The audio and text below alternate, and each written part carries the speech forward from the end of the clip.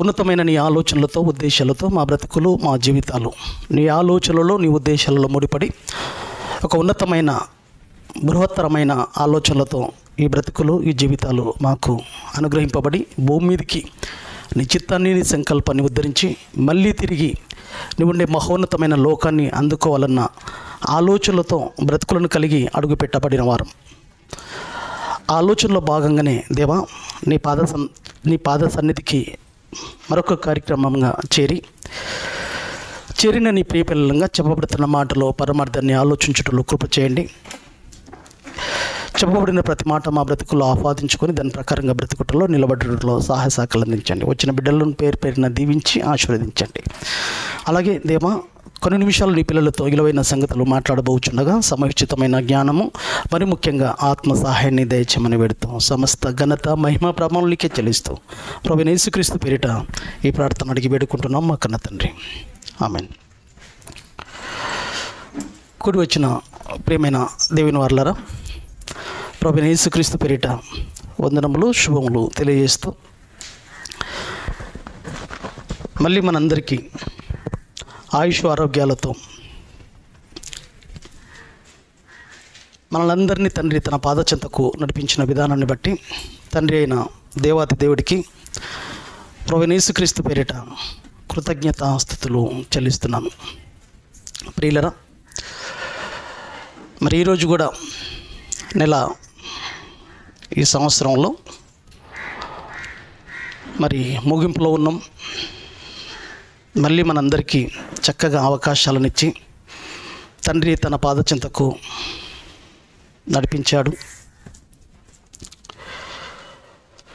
నడిపించిన ఈ విధానాన్ని ఈ అవకాశాన్ని సద్వినియోగం చేసుకునే ప్రయత్నంలో మన జీవితాలను తండ్రికి అనుకూలపరుచుకునేటలో జాగ్రత్త పడాలి. ఇవ్వబడిన ప్రతి అవకాశం ఆయన యొక్క ఆలోచనలు, ఆయన యొక్క మనసును, ఆయన ఉద్దేశాలను గ్రహించుకొని బ్రతుకును దేవుడు కోరుకున్నట్లుగా నడిపించుకోవాలన్నదే, ఆయన ఆలోచించినట్లుగా మన బ్రతుకులను నడిపించుకోవాలన్న ఆలోచనే దేవుడు ఈ అవకాశాలను మనకు అనుగ్రహిస్తున్నాడన్న సంగతి మర్చిపోకూడదు.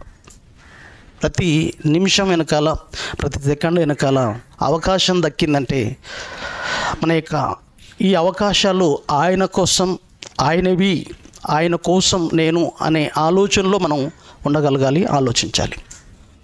కాబట్టి ప్రియులరా, మరి ఈరోజు కూడా ఒక సంగతిని మనం ఆలోచించుకోగలిగితే, దేవుడు మనతో మాట్లాడబోయే అంశముగా మీరు రాసుకునగలిగితే, దేవుడు ఏ విషయాలలో జ్ఞాపకం ఉంచుకుంటాడు, ఏ విషయాలలో జ్ఞాపకం చేసుకుంటాడు, ఏ విషయాలలో, ఏ సందర్భాలలో దేవుడు జ్ఞాపకం చేసుకుంటాడు, ఏ విషయాలలో దేవుడు మనల్ని జ్ఞాపకం చేసుకుంటాడు, ఏ విషయాలలో దేవుడు మనల్ని జ్ఞాపకం చేసుకుంటాడు. ప్రియమైన దేవుని వారలారా, దేవుడు మనల్ని జ్ఞాపకం చేసుకునడంలో ఏ సందర్భాలలో జ్ఞాపకం చేసుకుంటాడు?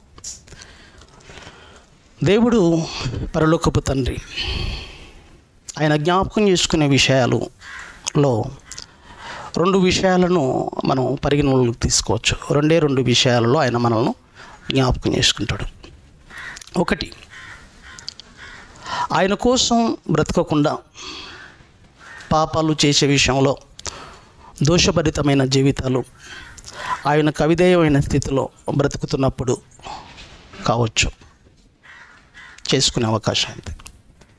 ఇక రెండోదిగా మనం చూడగలిగితే, దేవుడు అనుకున్నట్లుగా మంచి జీవితాన్ని కలిగి ఆయన సంకల్పానికి అనుకూలంగా బ్రతుకుతూ ఆయనకు మహిమ తీసుకొచ్చేదిగా, ఆయన కోరుకున్నట్లుగా జీవితాన్ని ముందుకు నడిపిస్తున్న తరుణంలో దేవుడు జ్ఞాపకం చేసుకునే అవకాశాలు ఉన్నాయి. ఈ 2 విషయాలలో దేవుడు జ్ఞాపకం చేసుకునే అవకాశం ఉంది. మరి దేవుడు జ్ఞాపకం చేసుకొని మనకు ఆ ఉన్నతమైన లోకాన్ని దక్కించుకునే వారముగా, మనకు దేవుడు ఒక ఉన్నత స్థితిని ఇచ్చే అవకాశంలో దేవుడు జ్ఞాపకం చేసుకునే విధంగా మన బ్రతుకులను నిలబెట్టుకునే ప్రయత్నం చేసుకునగలిగితే మనకు శ్రేయస్కరం, క్షేమకరం, మన బ్రతుకులు ఉన్నత లోకాలను అందుకునే అవకాశం ఉంది. భయంకరమైన శిక్షకు, భయంకరమైన ఉగ్రతకు నోచుకొనని వారంగా, ఒక మహోన్నతమైన లోకాన్ని అందుకునే వారంగా ఉండగలుగుతాం. దేవుడు శిక్షించే స్థితికి, మనల్ని శిక్షించే స్థితికి దేవుడు జ్ఞాపకం చేసుకునే పరిస్థితి వస్తే అది మన జీవితాలకు ప్రమాదం, అది మన జీవితాలకు చాలా ప్రమాదాన్ని తెచ్చిపెట్టే విషయం అన్నది ఆలోచించాలి. దేవుడు నన్ను జ్ఞాపకం చేసుకుంటే మేలు విషయంలో జ్ఞాపకం చేసుకోవాలి, సత్క్రియల విషయంలో జ్ఞాపకం చేసుకోవాలి. ఆయన కోసం బ్రతుకుతున్న ఉన్నతమైన స్థితిని చూసి నన్ను జ్ఞాపకం చేసుకోవాలన్న ఆలోచనలతో, ఒక ఉన్నతమైన ఉద్దేశాలలో నువ్వు బ్రతకగలిగితే అవకాశాన్ని పొందుకునే అవకాశం నీ చేతిలోనే ఉంది. మరి మన జీవితాలలో, మన బ్రతుకుల్లో ఏ విధమైన ఆలోచనలు కలిగి, ఏ విధమైన ఉద్దేశాలు కలిగి మన బ్రతుకులు ముందుకు సాగుతున్నాయి అన్నది ఆలోచించుకోవాలి.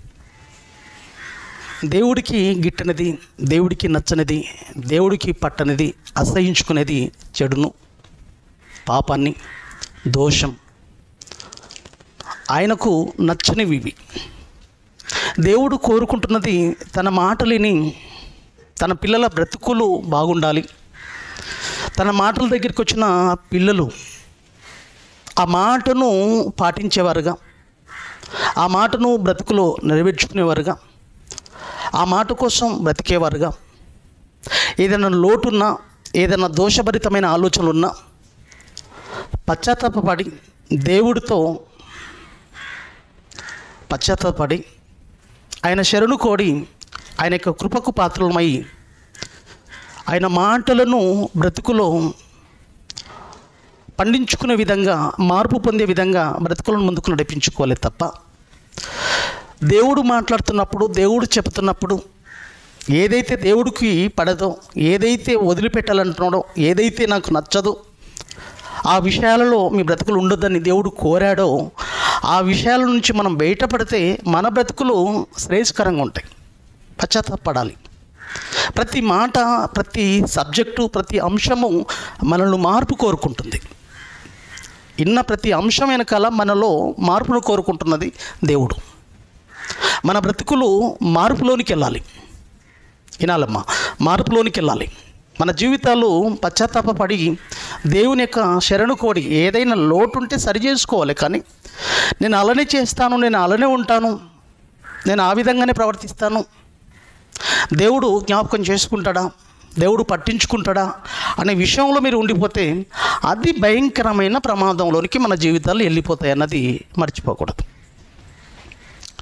దేవుడు చెబుతున్న ఆ దోషభరితమైన ఆలోచనలు, నాకు నచ్చని ఆ పాప పంకిలమైన జీవితాలను వదిలిపెట్టి నేను ఏదైతే కోరుకున్నానో ఆ ఆలోచనలో మీరు మార్పును సంతరించుకోవాలి. మీ జీవితాలని దేవుడు హెచ్చరిస్తున్న పట్టించుకోలేని స్థితిలో, నన్ను ఎవరు ఆలోచిస్తారు, నా గురించి ఎవరు పట్టించుకుంటారు, నన్ను జ్ఞాపకం చేసుకుంటాడా అన్న ఆలోచనలోనికి నువ్వు వెళ్ళిపోతే నీ బ్రతుకు శిక్షలోనికి వెళ్ళిపోతుంది అన్నది మర్చిపోకూడదు. ఈ విషయంలో దేవుడు ఖచ్చితంగా జ్ఞాపకం చేసుకుంటాడు, పరిగణలోకి తీసుకుంటాడు నీ జీవితాన్ని. ఎందుకంటే జీవితాలను ప్రసాదించిన వాడు ఆ కన్న తండ్రి. అనంతమైన సృష్టిని, సకల చరచర సృష్టిని నిర్మించిన వాడు, మనకు సవలతులు సౌకర్యాలతో సమకూర్చినవాడు ఆయన, మన కోసం పనిచేస్తున్నవాడు. అటువంటిది నీవు ఈ ప్రకృతిలో దేవుని మీద తిరుగుబడే విధంగా, దేవుడు మాటకే తావిచ్చే వాడివిగా కాకుండా, ఇని మార్పు పొందని వాడివిగా, ఇని మార్పు చెందని దానివిగా, నా జీవితం నా ఇష్టం వచ్చినట్లుగా బ్రతుకుతా అనే ఉద్దేశంలో నీవు ఉండిపోతే శిక్ష మాత్రం తప్పదు. దేవుడే శిక్షకుడైతే, దేవుడే మనకు వ్యతిరేక అయితే మన జీవితాలు తట్టుకోగలుగుతాయా? ఒక్కసారి ఆలోచించండి. భూమి మీద మనుషులు వ్యతిరేకమైన పర్వాలేదేమో కానీ, మనుషులు మనకు సపోర్ట్ ఇవ్వకపోయినా, వాళ్ళు మనల్ని ఇబ్బంది పెట్టే పరిస్థితిలోనికి మన జీవితాలు తీసుకుపోయినా వారి నుంచి తప్పించుకునే అవకాశం దేవుడి నుంచి పొందుకోవచ్చేమో.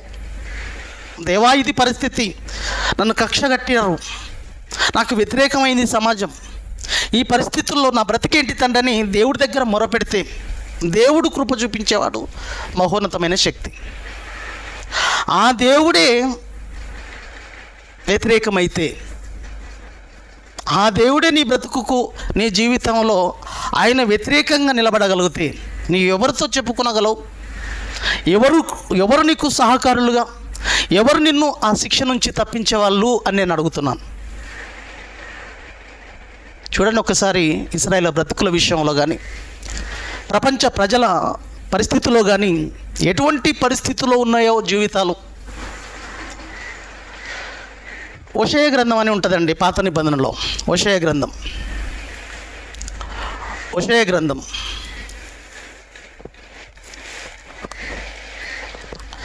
7వ అధ్యాయము, పేజీ నెంబర్ చెప్పండి తల్లి, అందరూ తీస్తారు. హోషేయ గ్రంథము 7వ అధ్యాయము మొదటి వచనం. హోషేయ గ్రంథం పేజీ నెంబర్ త్వరగా చెప్పాలి, ఇంకా వెతుకుతూనే ఉన్నారు. హోషేయ గ్రంథం 7వ అధ్యాయము మొదటి వచనం, 744 7వ అధ్యాయం మొదటి వచనం. అందరూ చూడండి, వాళ్ళు వినండి, జాగ్రత్తగా మనసు పెట్టండి. ఇక్కడ దేవుడు మాట్లాడుతున్నమాట, దేవుడు అంటున్నాడు, నేను ఇశ్రాయేలు వారికి స్వస్థత కలగజేయ దలంచగా ఎఫ్రాయిము దోషమును షోమ్రోను చెడుతనమును బయలుపడుచున్నది. నేను వాళ్ళ శ్రేయస్సును కోరుకుంటున్నాను, వాళ్ళ భవిష్యత్తును కోరుకుంటున్నాను. కానీ ఇలా యొక్క ఉద్దేశాలు ఎలా ఉన్నాయంట? దోషమును షోమ్రోను చెడుతనమును బయలుపడుచున్నది. ఇశ్రాయేలులో ఎఫ్రాయిములలో దోషమును షోమ్రోనులో చెడుతనమును బయలుపరచబడుచున్నది. నా కంటికి కనబడుతుంది. వాళ్ళ బ్రతుకులు నేను బాగుండాలని కోరుకుంటే వాళ్ళలో కనబడుతున్నది ఏంటో తెలుసా? దోషభరితమైన ఆలోచనలు, చెడుతనంతో కూడుకున్న తలంపులు, చెడు అభిప్రాయాలు, చెడు ఉద్దేశాలలో వాళ్ళ బ్రతుకులు బయలుపరచబడుచున్నది. జనులు మోసము అభ్యాసము చేసేతరు. జనులు ఏ పరిస్థితుల్లోనికి వెళ్ళిపోయారు? ఏది అభ్యాసంగా పెట్టుకున్నారు? ప్రపంచ పరిస్థితిని మనం చూస్తే జనులు మోసము అభ్యాసముగా పెట్టుకున్నారంటండి. అభ్యాసం చేసేదరు, కొల్లగాండ్రై లోపలికి చొరబడిదురు, బందిపోటు దొంగలై బయట దోచుకుందురు. 2వ వచనంలో, తమ క్రియల చేత వారు చిక్కబడి ఉన్నను అవి నా సముఖముననే, అవి ఆ కార్యక్రమాలు ఉన్నాయి చూశారు, ఇవి జరుగుతున్న కార్యక్రమాలు ఉన్నాయి చూశారు, నా కండ్ల ముందే నా సమకముననే జరిగినను, నా కండ్ల ముందు జరిగినను మన చెడుతనము ఆయన జ్ఞాపకం చేసుకున్నాడని తమలో తాము అనుకుంటున్నారంటండి.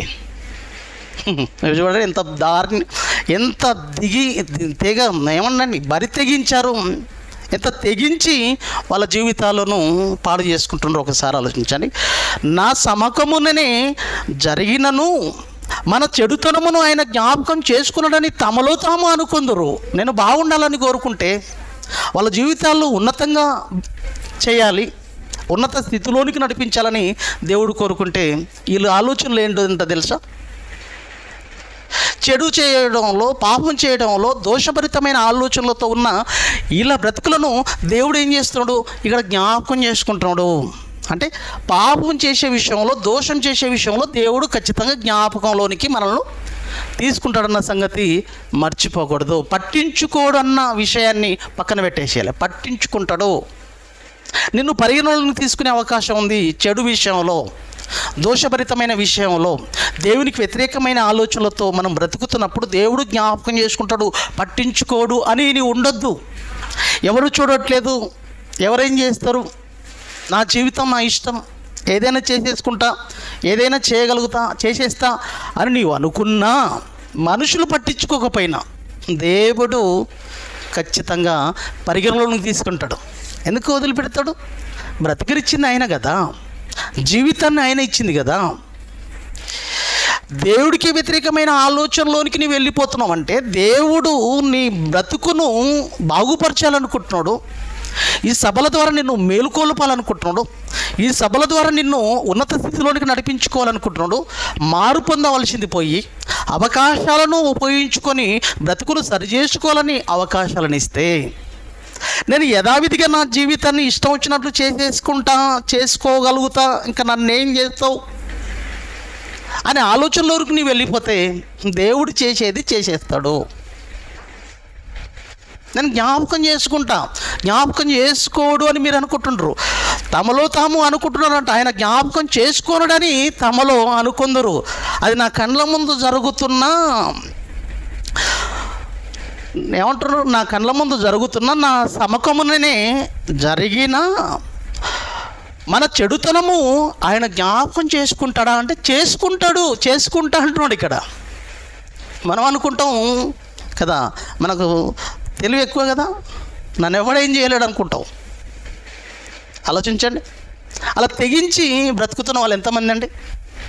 వాక్యం ఎంతగా మనల్ని బ్రతిమలాడుతుంది, ఎంతగా మన హృదయాలను ప్రేరణ కలిగిస్తుంది, ఎంతగా మనల్ని ప్రోత్సహిస్తుంది, ఎంతగా ప్రాధేయపడుతుంది, మీ హృదయ తలుపులను తడుతుంది. బాగుపడండి, ఉన్నత స్థితిలోనికి మీ జీవితాలను నడిపించుకోండి. అవకాశాలను ఇచ్చినవాడు, ఆయుష్ను పోసినవాడు, అనురాగాలతో మమకారాలతో కోట్ల సంవత్సరాలకు ప్రతిరూపాలు మీరు. ఆయన కోట్ల సంవత్సరాలకు లేదా కోట్ల సంవత్సరాలకు మన జీవితాలు, ఆయన యొక్క ప్రతిరూపాలు. మనం కోట్ల సంవత్సరాల సంకల్పానికి ప్రతిరూపాలమైన మనము గురించి ఆశపడ్డవాడు, కోరుకున్నవాడు, ఈ బ్రతుకునిచ్చినవాడు ఆ దేవుడు. ఆ దేవుడి మాటకే తిరగబడతావా? ఆలోచించండి. అటువంటి పరిస్థితుల్లో ఉంటే దేవుడు జ్ఞాపకం చేసుకొని ఏ పరిస్థితిలోకి నీ జీవితం వెళ్ళబోతుందో చెప్తున్నాడు చూడండి. అదే హోషేయ గ్రంథంలో. మీరు పట్టించుకోడు అని మీరు అనుకుంటున్నారు, నన్ను ఎవరు ఏం చేయలేరు అని మీరు అనుకున్నా, దేవుడు అనేవాడు ఒకడు ఉన్నాడన్న సంగతి నువ్వు మర్చిపోయావు. బాగా తెలివి ఎక్కువ కదా మనకు, ఎవరేం చేయరు అనుకుంటావు, ఏదైనా చేసేస్తా అని నువ్వు అనుకుంటావు. బిడ్డ, నువ్వు ఎక్కడున్నా ఎందున్నా వదిలిపెట్టని వాడు ఆ మహోన్నతమైన శక్తి. నువ్వు ఎటువంటి ఆలోచనలో ఉన్నా నీ మనసును, నీ ఆలోచనలను, నీ ఉద్దేశాలన్నిటినీ పసిగట్టేవాడు మహోన్నతమైన శక్తి ఆ దేవదేవుడు. 9వ వచనం అదే హోషేయ గ్రంథం 9:9 చూడండి ఏమంటున్నాడు. హోషేయ గ్రంథం 9వ అధ్యాయం 9వ వచనం. గిబియాలో, అదే గ్రంథంలోనండి, గిబియాలో చెడు కార్యములు జరిగిన నాడు జనులు దుర్మార్గులైనట్లు వారు బహు దుర్మార్గులైరి. యెహోవా వారి దోషమును జ్ఞాపకము చేసుకొనుచున్నాడు. చూసారా, ఏ విషయంలో జ్ఞాపకం చేసుకునే అవకాశం ఉంది దేవుడు? దోష విషయంలో, పాప విషయంలో, దేవునికి నచ్చని ఆలోచనలో మన బ్రతుకులు ఉన్నప్పుడు ఖచ్చితంగా పరిగణలోకి తీసుకుంటాడు, మనల్ని జ్ఞాపకం చేసుకుంటాడు. యెహోవా వారి దోషమును జ్ఞాపకము చేసుకొనుచున్నాడు. ఆ దోషము చేస్తున్న వారిని, అలా దేవునికి వ్యతిరేకంగా బ్రతుకుతున్న వారి విషయాల్లో ఆయన తీసుకుంటున్న నిర్ణయం ఏంటో తెలుసా? వారి పాపములకై, వారి దోషములకై, వారి పాపములకై ఆయన వారికి శిక్ష విధించును. చూశారా, శిక్ష తప్పదు. దేవుడే శిక్షిస్తే, దేవుడే ఉగ్రుడైతే, దేవుని యొక్క మహారౌద్రానికి మనం తట్టుకోగలుగుతామా? ఆ శిక్ష నుంచి మనం బయటపడగలుగుతామా? ఆయన కోపాగ్నికి బలైతే మన బ్రతుకులు ఏమైపోతావో ఒక్కసారి ఆలోచించరాదు? పశ్చాత్తాపడద్దు. మనసును సరిచేసుకునే ఆలోచనలోనికి వెళ్ళకూడదు. మన బ్రతుకులో ఎన్నో అంశాలు ఉంటున్నాం కదా, ఎందుకు దేవుడికి నచ్చని బ్రతుకులోనికి మనం వెళ్ళాలి? మన బ్రతుకులో మేలు చేసే ఆలోచనలు ఉండకూడదు? మన బ్రతుకుల సత్కార్యాల కోసం మన బ్రతుకులను ముందుకు నడిపించుకోవాల్సిన అవసరత లేదు? దేవుని వాక్య సంబంధమైన పనులు, వాక్య సంబంధమైన ఉద్దేశాలను మన బ్రతుకులో నిలబెట్టుకోవాలి. ఆయన కోరుకున్నట్లుగా ఆయన వాక్యం మన బ్రతుకులో నింపుకొని అనేకులను వాళ్ళ జీవితాలను వెలిగించే కార్యక్రమంలో, వాళ్ళ బ్రతుకులను కట్టే విషయంలో మనం పరిశుద్ధపరచుకుంటూ, పవిత్రపరచుకుంటూ అనేకులను వెలిగించాలనే ఆలోచనలోనికి మనం ఎందుకు వెళ్ళకూడదు చెప్పండి ప్రియులారా? ఇటువంటి సందర్భంలో నా తండ్రి నన్ను జ్ఞాపకం చేసుకోవాలని ఎందుకు కోరుకోకూడదు? ఎందుకు ఆలోచించట్లేదు? శిక్షకు బలైపోయే అవకాశమా? కోరి శిక్షను తెచ్చుకుంటారా ప్రియులారా?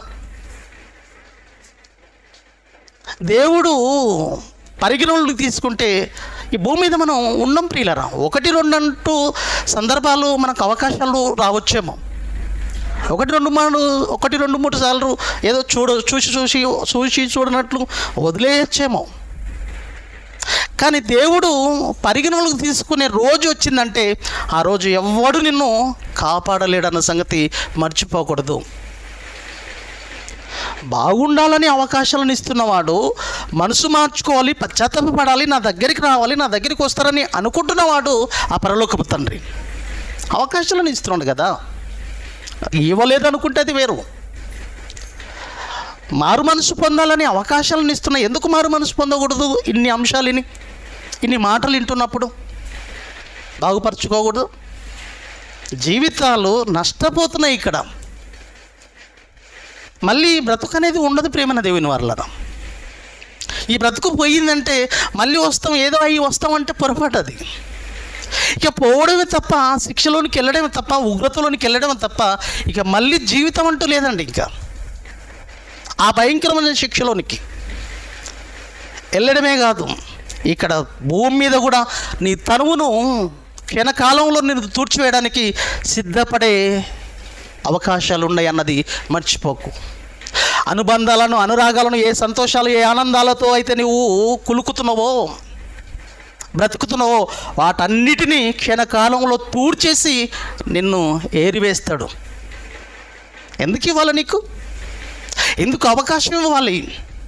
నువ్వేం చేస్తున్నావని నీకు ఆయుష్ను పోయాలి, అవకాశాలను ఇవ్వాలి. దమ్మెడు పని లేదు దేవుడి కోసం, దమ్మెడు ఉపయోగం లేదు నీ వలన. నిన్ను పుట్టించుకున్నది, నిన్ను వేరుకున్నది, నిన్ను ఏర్పరచుకున్నది, సృష్టిలో నిలబెట్టుకున్నది ఆయన మహిమ కోసం. నిన్ను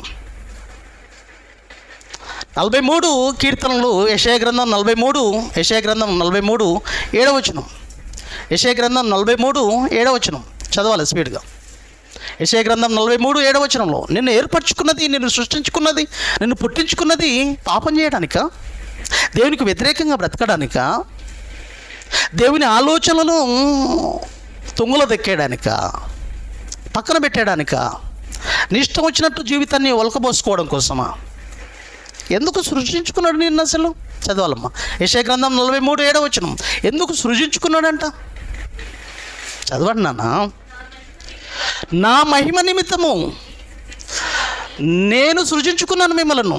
నా మహిమ నిమిత్తం నాయన మిమ్మల్ని పుట్టించుకున్నది నా మహిమ కోసం కదా. మీ బ్రతుకులో నేను ఎందుకు పుట్టించుకున్నాను మిమ్మలను? వింటున్నాడు తల్లి? ఎందుకు పుట్టావు నువ్వు అసలు? నా మహిమ నిమిత్తం నిన్ను సృజించుకుంటే నువ్వేమో పాపం చేస్తుంటావు, దోషభరితమైన జీవితాలతో నేను ఉండిపోతుంటావు, ఎన్నో మాటలు నీకు తెలియజేస్తుంటే పట్టించుకోలేని స్థితిలోకి వెళుతున్నావు. ఇటువంటి పరిస్థితుల్లో నన్ను జ్ఞాపకం చేసుకొని నన్ను పట్టించుకోవడాన్ని నీవు అనుకుంటున్నావు. కానీ నిన్ను జ్ఞాపకం చేసుకొని నీ పాపాలను బట్టి నిన్ను శిక్ష విధించాలనుకుంటున్నాను. నీకు శిక్ష పడుతుంది, నేను శిక్షించాలనుకుంటున్నాను, నా ఉగ్రత కుమ్మరించాలనుకుంటున్నాను. నేను మహారౌద్రుడనై నీ విషయంలో నిన్ను శిక్షకు పాత్రుడిగా ఎంచాలనుకుంటున్నాను. అప్పుడు ఏం చేస్తుందో చెప్పు? తట్టుకోగలుగుతావా? దేవుడే శిక్షకుడై దేవుడే మనకు వ్యతిరేకంగా మారితే ప్రియులరా ఎవరు కాపాడేవాళ్ళు ఈ లోకంలో చెప్పండి? మంచిదంటారా? అది బాగోదండి. ఆ విషయంలో దేవుడు అటు పరిస్థితుల్లో మనం జ్ఞాపకం చేసుకునే వారంగా ఉండకూడదండి.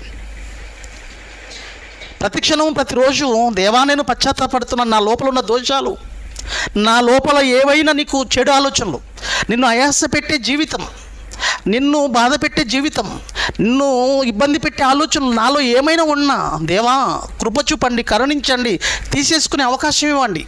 నీ మాటల ద్వారా నేను ఆ ఆలోచనల నుంచి బయటపడే ఒక గొప్ప అవకాశాలు నాకు ఇవ్వండి తండ్రి బ్రతిమలాడి దేవుని పాదాల ముందు గోజాడితే అవకాశాలను ఇస్తాడు. పశ్చాత్తాపడితే దేవుడు నిన్ను నీ పాపాలను క్షమించే అవకాశం ఉంది నాన్న, క్షమించే అవకాశం ఉంది. ఒక భక్తుడి జీవితాన్ని మనం చూడగలిగితే ఎలా ప్రాధేయపడుతున్నాడో, ఎంతగా ఆరాటపడుతున్నాడో ఒకసారి ఈ వ్యక్తి జీవితాన్ని చూడండి. ఒక మహా చక్రవర్తి అండి, ఇశ్రాయేలు ప్రజలను ఏకఛత్రాధిపత్యంగా 40 సంవత్సరాలు పరిపాలించిన ఒక రాజు దావీదు. ఆయన చూశారా ఎలా ప్రార్థిస్తున్నాడు దేవుణ్ణి, ఎలా మొరపెడుతున్నాడు దేవుణ్ణి. కీర్తనల గ్రంథము 25:7 ఏ విషయంలో జ్ఞాపకం చేసుకోవాలని కోరుకోవాలో తెలుసా మనం డీలరా? చూడండి, కీర్తనల గ్రంథము 25:7 నా బాల్య పాపములను, దావీదు గారండి మాట్లాడుతున్నాడు, నా బాల్య పాపములను నా అతిక్రమములను జ్ఞాపకము చేసుకొనకము. దేవా పశ్చాత్తాపడుతున్నాడు. నా బాల్య పాపములను నా అతిక్రమములను జ్ఞాపకం చేసుకునకము తండ్రి. సరిదిద్దుకుంటున్నాను, సరి చేసుకుంటున్నాను, పశ్చాత్తాపడుతున్నాను. నీకోసం బ్రతుకుతాను, నీకోసం ఉన్నతంగా నిలబడతాను, నీ మాట కోసం నేను నిలబడతాను. పశ్చాత్తాపడుతున్నాడండి. తండ్రి ముందు తన జీవితాన్ని వెలగక్కుంటున్నాడు. యెహోవా నీ కృపను బట్టి, నీ దయ చొప్పున. కృప అండి, ఈరోజు మనం బ్రతుకుతున్నాం అంటే ఆయన కృప. ఈ అవకాశం దక్కిందంటే ఆయన కృప. ఈరోజు ఈ స్థితిలోనికి రాగలిగామంటే ఆయన దయ. ఈ బ్రతుకును కలగడం ఆయన దయ, ఈ స్థితిలో ఉండడం ఆయన కృప. క్రీస్తులోనికి మనం నిలబడడం మన యొక్క ఆలోచన కాదు, దేవుని యొక్క కృప. ఆయన కనికరిస్తే ఆయన సహాయం చేశాడు మనకు. ఆయన కృప, ఆయన దయ. యెహోవా నీ కృపను బట్టి. చూసారా, ఎప్పుడు మనం మాట్లాడలేదు, దేవుని కృపను బట్టే ఉన్నాం. దేవుని దయను బట్టి ఈ జన్మ, దేవుని దయను బట్టి ఈ జీవితం. మాట్లాడాలి. ఆయన మాట్లాడుతున్నాడు, నా బాల్య పాపములను అతిక్రమలను జ్ఞాపకం చేసుకునకము. దేవా పశ్చాత్తాపడుతున్నాడు, సరిదిద్దుకుంటున్నాడు జీవితాన్ని. మనం ఏదో చేసేసినాం లేదా ఏదో చేసేసినాం అన్నంతగా ఏజ్ ద బిల్డప్ చేసింది గింత, చూపించేది ఎంతో. ఏం చేసామని, ఏం బ్రతుకుతున్నామని, ఏం బ్రతకని ఇది ఏమండి? ఏముందండి మన బ్రతుకులో? ఏం చేసామండి దేవుని కోసం? దేవుని కోసం బ్రతకడంలో, దేవుని కోసం నిలబడడంలో మన జీవితాలు ఎన్నో అవకతవకలతో కూడుకున్నాయి. మళ్ళీ ఏదో కాలర్ ఎగరేసుకొని తిరుగుతుంటాం. అంత స్థాయి, అంత స్థితి మనకు లేదు. బ్రతకవలసింది, చేయవలసింది, నేర్చుకోవాల్సింది, తెలుసుకోవాల్సింది, ప్రవర్తనలో సరి చేసుకోవాల్సింది చాలా చాలా ఉంది. ఇంకా మనం ఆయన దగ్గర శరణోడాలి, ఆయన పాదాల దగ్గర అడుగడుగున దేవా కృప చూపండి, కృప చూపండి. ఏదైనా ఆయాస పెట్టే స్థితి నాలో ఉంటే కృప చూపించండి, కృప చూపించండి మొరపెట్టాలి. నా బాల్య పాపములను నా అతిక్రమములను జ్ఞాపకం చేసుకునకము. యెహోవా నీ కృపను బట్టి, నీ దయ చొప్పున నన్ను జ్ఞాపకములో ఉంచుకొనము. బా ఎంత మాట్లాడుతున్నాడు చూడండి. ఏ విషయంలో జ్ఞాపకం ఉంచుకోవాలి? నీ కృపను బట్టి, నీ దయ చొప్పున నన్ను జ్ఞాపకం చేసుకోండి. నీ ఆలోచనలతో, నీ ఉద్దేశాలతో నా బ్రతుకును కట్టుకుంటాను. నీకోసం నేను బ్రతుకుతాను, నీకోసం నిలబడగలుగుతాను అని అంటే దేవుడు నీ యొక్క పాపాలను జ్ఞాపకం చేసుకోడు తెలుసా? నీకోసం బ్రతుకుతానయ్యా, నీకోసం నేను నిలబడతాను తండ్రి. నా జీవితం నీ మహిమ కోసమే తండ్రి. ఏదైనా ఆయాసకరమైనది నా జీవితంలో ఉంటే తీసేసుకుంటాను. కృప చూపించండి నాయన, కరుణించండి దేవా. బ్రతిమలాడుకుంటే, పశ్చాత్తాపడితే దేవుడు అలా కౌగలించుకుంటాడండి. నాయనా దా, చేసిన తప్పులు పొరపాట్లు అన్నింటినీ వదిలిపెడతాడండి. ఇంకా నేను చేసుకుంటూ పోతుంటే బాగోదు. మళ్ళీ దేవుడి పాదాల దగ్గరికి యేసుక్రీస్తు ప్రభుల వారిని సొంత రక్షకునిగా అంగీకరించి ఆయన పాదాల దగ్గరికి మనం వచ్చేస్తే మన బ్రతుకులు బాగుపడతాయి. దేవుడు మన పాపాలను జ్ఞాపకం చేసుకోడండి పశ్చాత్తాపడితే. ఎంత మంచి మాట దేవుడు చూపిస్తున్నాడు చూడండి. యెషయా గ్రంథం 43:25 ఇంతకుముందు చూశారు కదా, 43వ అధ్యాయము 25వ చూడండి. ఇక్కడ ఏమంటున్నాడు 25వ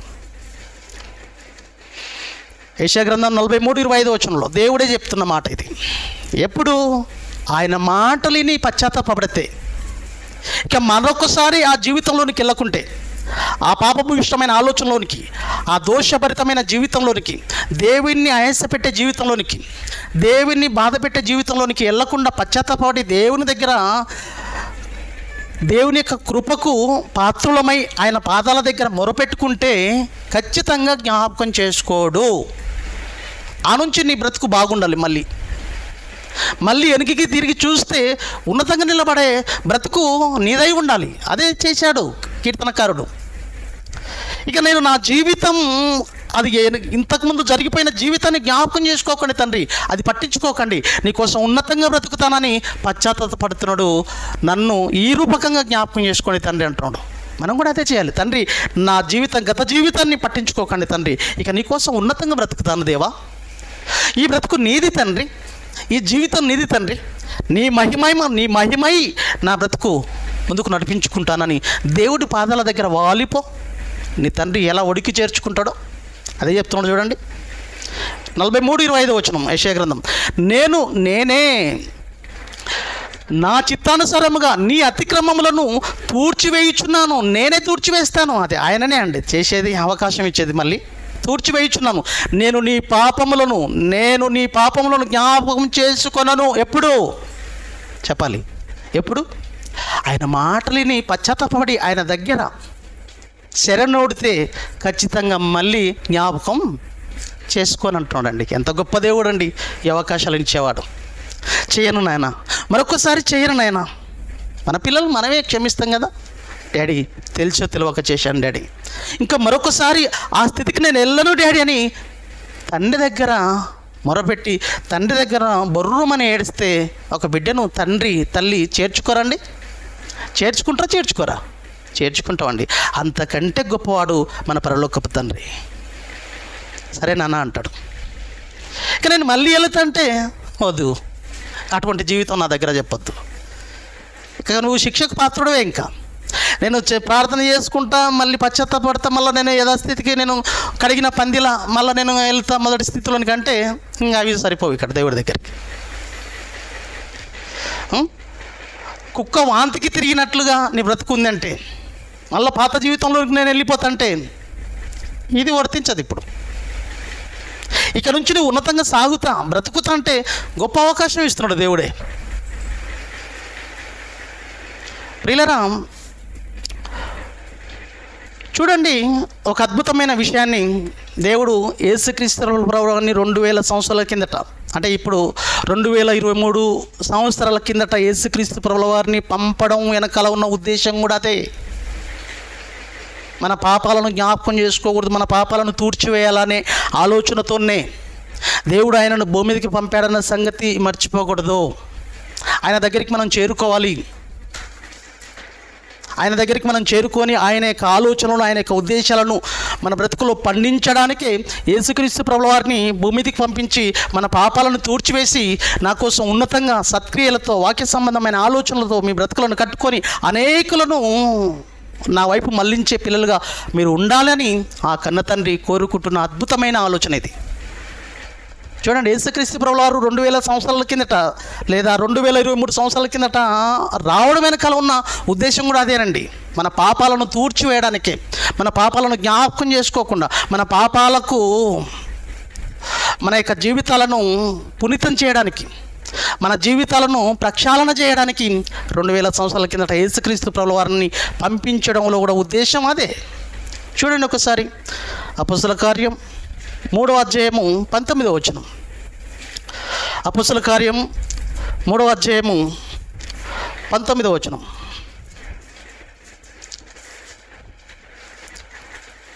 నేను కూడా తీస్తాను, అందరూ తీయం.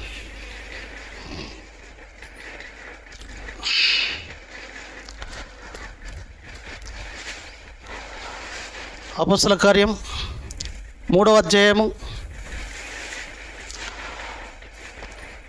19 నుంచి.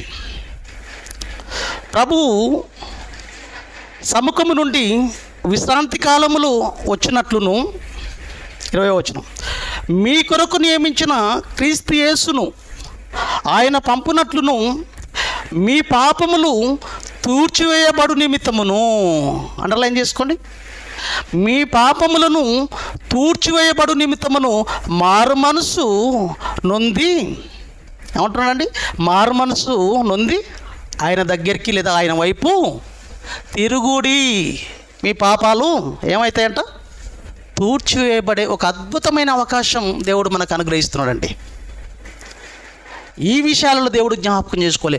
ఏ దోషభరితమైన జీవితాలలో మన బ్రతుకులను శిక్షించడానికి శిక్షకు పాత్రలమైన మనకు ఒక అద్భుతమైన అవకాశం ఇచ్చి, నాయన మీరు నా మాటలకు లోబడి పశ్చాత్తాపడితే, యేసుక్రీస్తు ప్రభుల వారిని సొంత రక్షకునిగా మీరు అంగీకరిస్తే మీ పాపాలు తూర్చివేయబడతాయి. మీకు మహోన్నతమైన జీవితం, మహోన్నతమైన లోకం అందుకునే అవకాశం ఉంది. ఆ ఉగ్రత నుంచి, ఆ శిక్ష నుంచి తప్పించుకునే ఏకైక ఒకే ఒక మార్గం, యేసుక్రీస్తు ప్రభుల వారిని నేను ఈ భూమి మీదకి పంపి మీ పాపాలను ఏం చేస్తా అంటున్నాడు, మీ పాపములను తూర్చివేయబడు నిమిత్తమును, మీ పాపాలు తూర్చివేయబడు నిమిత్తమును మారు మనసు నుండి తిరగాలి. వాక్యం విని దేవుని వైపు తిరగాలి, వాక్యం విని దేవుని వైపు మళ్ళాలి. ఎంతమంది మళ్ళుతున్నారు ఇప్పుడు? ఎన్ని అంశాలు విని దేవుని వైపు మళ్ళుతున్నారు? దేవుని వైపు మళ్ళడం అంటే ఏంటి అసలు? దేవుడి ఆజ్ఞలు, దేవుడి మాటలు, దేవుడి ఉద్దేశాలు తూచా తప్పకుండా మన బ్రతుకులో పాటించాలి. దేవుని వైపు తిరగడం అంటే, దేవుని వైపు తిరగడం అంటే అక్కడ ఒక వ్యక్తి, ఇక్కడ ఒక వ్యక్తి ఉండదు, ఇక్కడ దయ్యం, ఇక్కడ దేవుడు, అక్కడ నుంచి ఇక్కడ దేవుడి దగ్గరికి రావడం అంటే అర్థం ఏంటో తెలుసా? దేవుడి ఆలోచనలు నీ బ్రతుకులో పండాలి.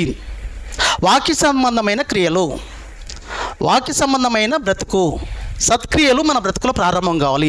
ఒక మేలు చేసేవాడివిగా, అనేకులకు మేలుకరమైన ఆలోచనలు కలిగి నీ బ్రతుకును ముందుకు నడిపించుకునే వాడివిగా నేను నిలబడగలిగితే, నీ బ్రతుకును ముందుకు నడిపించుకోగలిగితే దేవుని వైపు వచ్చేసినట్లే నీ పాపాలు తూర్చివేయబడతాయి.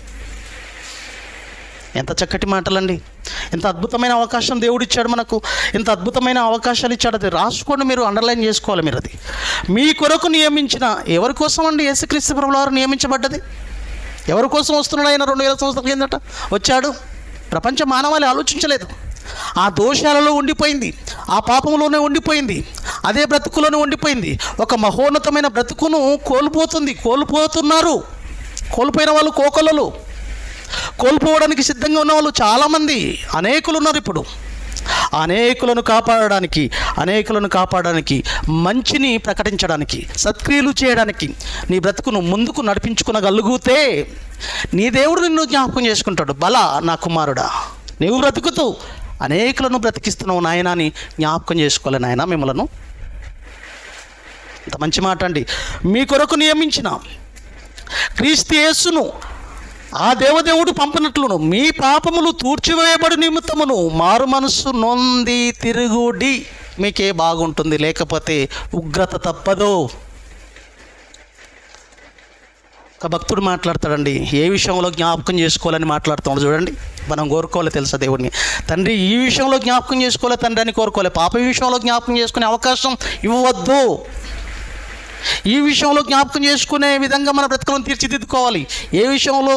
మేలు చేసే విషయంలో, సత్క్రియలు చేసే విషయంలో, దేవుని కోసం ఉన్నతమైన త్యాగాలు చేసే విషయంలో, దేవుని కోసం సాహసోపేతమైన నిర్ణయాలు తీసుకునే ఆలోచనలో దేవుడు జ్ఞాపకం చేసుకోవాలి. నా బిడ్డ ఇది చేసింది, నా బిడ్డ ఇది చేయగలిగింది, నా బిడ్డ ఇది చేయడానికి సిద్ధపడుతుంది, ఇటువంటి సాహసోపేతమైన నిర్ణయాలు తీసుకుంటుంది. ఆ విషయంలో దేవుడు జ్ఞాపకం చేసుకోవాలి. ఎవరున్నారు ఇప్పుడు? ఆ జ్ఞాపకాలలో ఎవరు వస్తున్నారు ఈరోజు? ఒక కార్యక్రమం చేయాలంటే అడుక్కోవాలి. దేవుడు జ్ఞాపకం చేసుకోవాలి నన్ను, దేవుడు జ్ఞాపకం చేసుకోవాలి ఈ విషయంలో. నా బిడ్డ ఇదో ఈ కార్యక్రమాలు నిర్వర్తించబోతున్నాడు.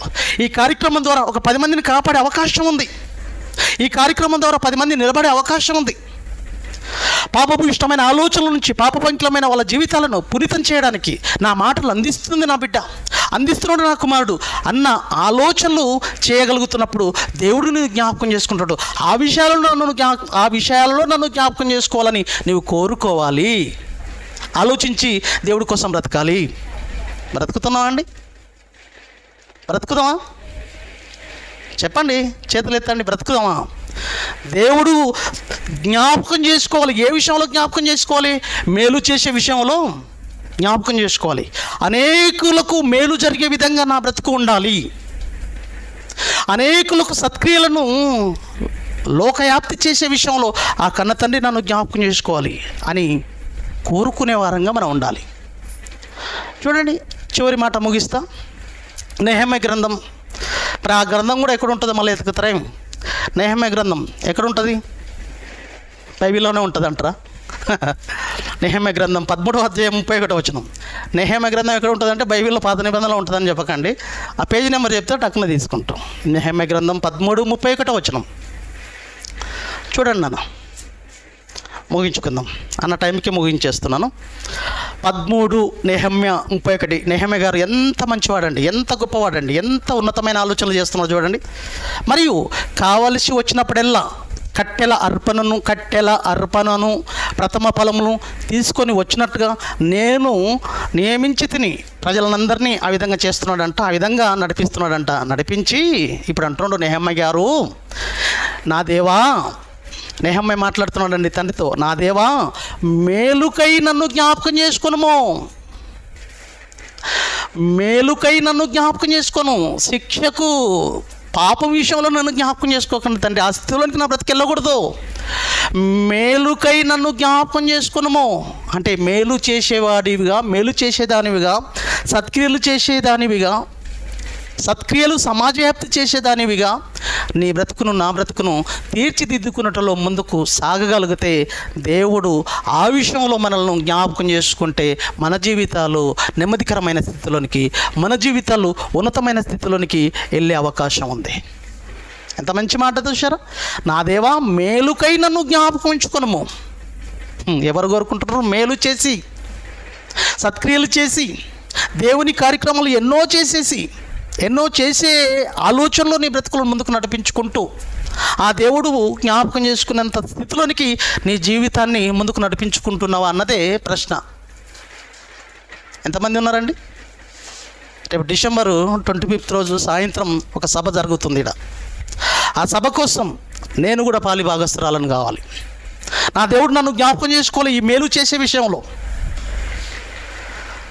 వాక్య సంబంధమైన సభ రేపు జరగబోతుంది. ఈరోజు మొదటి రాకడ అర్థం చేసుకోలేని అనేకులకు యూట్యూబ్ ద్వారా ఒక అద్భుతమైన సంగతిని వినిపించే విషయంలో రాత్రికి రేపు సభ నిర్వర్తించబోతున్నాం మనం.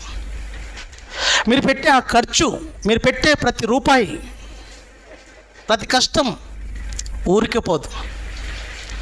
అది దేవుడు జ్ఞాపకం చేసుకునే ఆలోచనలో ఉండిపోతుంది. అది దేవుడు మర్చిపోయేవాడు కాదు, మర్చిపోవడానికి మనిషి కాదు